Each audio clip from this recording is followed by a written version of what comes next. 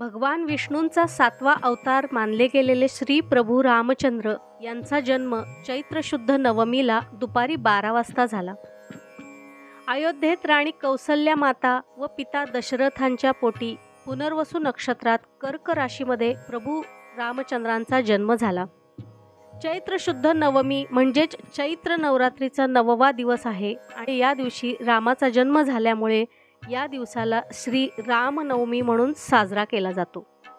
राम हा शब्द रवी या शब्दाचा समानार्थी आहे, ज्याचा अर्थ स्वतःचा प्रकाश. आपल्या अंतःकरणात जो प्रकाश ज्योत पेटते तो म्हणजे राम. आणि म्हणूनच असे म्हणतात की माणसाच्या जन्मापासून मरेपर्यंत फक्त रामाचे नाव सोबत असते. आत्म्याचा प्रकाश म्हणजेच राम. अशा या दिव्य, अद्भुत, संयमी, शांत, एकपत्नीक, न्यायी, ज्ञानी अशा प्रभू रामांची रामनवमी का साजरी करतात याची थोडक्यात माहिती घेऊयात. नमस्कार, प्राचीनोदय चॅनलवर सर्वांचे स्वागत.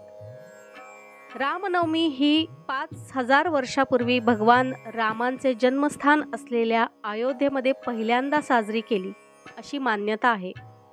रामाच्या जन्माच्या स्मरणार्थ अयोध्येचा राजा इक्ष्वाक याने या उत्सवाची सुरुवात केली असे म्हणतात. हा उत्सव मोठ्या थाटामाटाने सगळीकडे साजरा केला जातो. प्रभू रामांसारखा आदर्श पुरुष, चारित्र्य आणि हिंदू धर्म यांचा वारसा घेऊन आपल्यामध्ये देखील ते गुण वृद्धिंगत करण्याची शिकवण देणारा उत्सव म्हणजे रामनवमी. राम या शब्दाचा अर्थ आहे स्वयंप्रकाश, अंतःप्रकाश. केवळ राम नामाने आपल्या आयुष्यातील सर्व अडथळे दूर होऊन मोक्ष प्राप्ती होते. भगवान रामांना मर्यादा पुरुष देखील म्हणतात. यावर्षी रामनवमी दिनांक 17 एप्रिल 2024 वार बुधवार या दिवशी आहे. या दिवशी पूर्ण दिवस रवी योग असणार आहे. रामनवमी दिवशी अनेक लोक उपवास करतात, हवन करतात, रामरक्षा, रामचरितमानसचे पठण करतात. त्याचप्रमाणे श्रीराम जय राम जय जय राम, जय श्रीराम, राम राम असा नामजप करतात. वेगवेगळ्या ठिकाणी भव्य कार्यक्रमांचे आयोजन केले जाते. मोठमोठ्या रांगोळ्या, फुलांची आरास केली जाते. कीर्तन, भजन, पाळणे तसेच सुंदरकांड, रामाची स्तुतिगीते गायली जातात. दुपारी 12 वाजता रामाचा पाळणा म्हणून जन्मोत्सव साजरा केला जातो.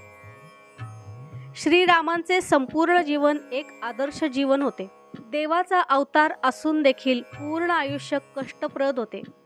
वनवास त्यांना चुकला नाही. रावणाचा वध करण्यासाठी रामाचा जन्म झाला असे सांगण्यात येते. रामनवमीच्या व्रताने, उपवासाने, रामाच्या नामस्मरणाने, केवळ नामजप केल्याने माणसाच्या मनोकामना पूर्ण होतात. रामरक्षा या प्रभावी स्तोत्राने सर्व कष्टांचे निवारण होते. म्हणून रामनवमी हा हिंदू उत्सव रामभक्तांसाठी अत्यंत महत्त्वाचा मानला गेलेला आहे.